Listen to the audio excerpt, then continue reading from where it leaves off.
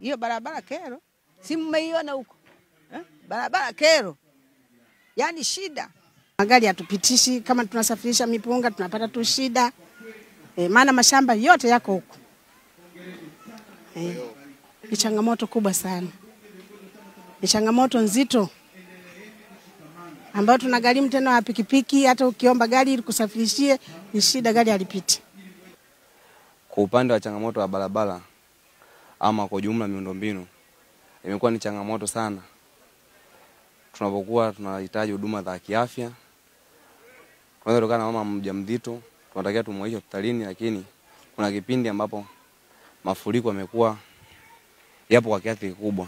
Hivyo tunakuwa tunashindwa kufika kwa wakati sahihi, mpaka inapelekea wamama wajawazito kujifungulia sehemu ambapo sio vituo vya afya. Changamoto nyingine ipo kwenye sekta ya biashara kiufupi.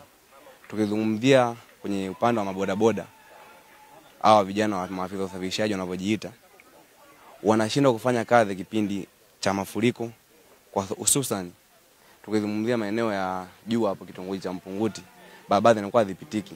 Maji yanafika mpaka ule usawa wa siti za pikipiki. Hivyo vijana wanashinda kujitafutia riziki zao kwa sababu ya changamoto ya barabara. Mheshimiwa mkuu wa mkoa, TARURA amefanya vizuri sana. Na nimeshinda sana kwenye ofisi zao. Ni bajeti tu inawasumbua. Ukitoka hapa kwenda kwenye shule ya Europa ni kama kilomita 1. Mheshimiwa mkuu wa mkoa, shule ile ni hatari.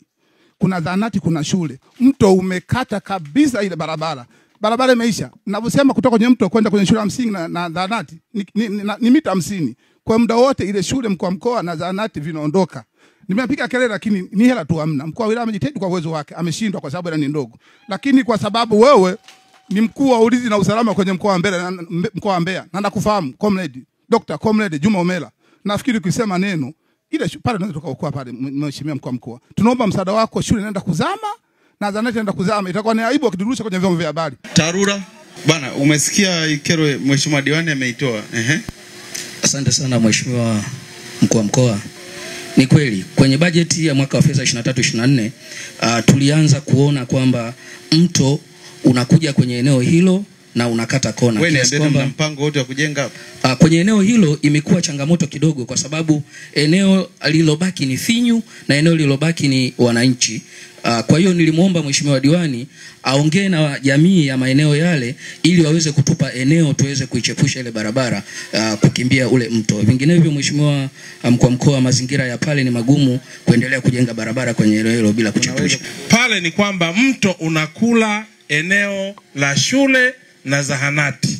Kwa mto badala ya kupita kwenye kozi yake, unatoka unakula eneo la kushoto ambako na barabara pia imepita. Kwa suluhisho la pale ni kuziba ilikuwa ni kujenga gabions. Kwa suluhisho la pale ni kujenga gabions ili mto huo usije tena kula barabara na kuingia kwa wananchi.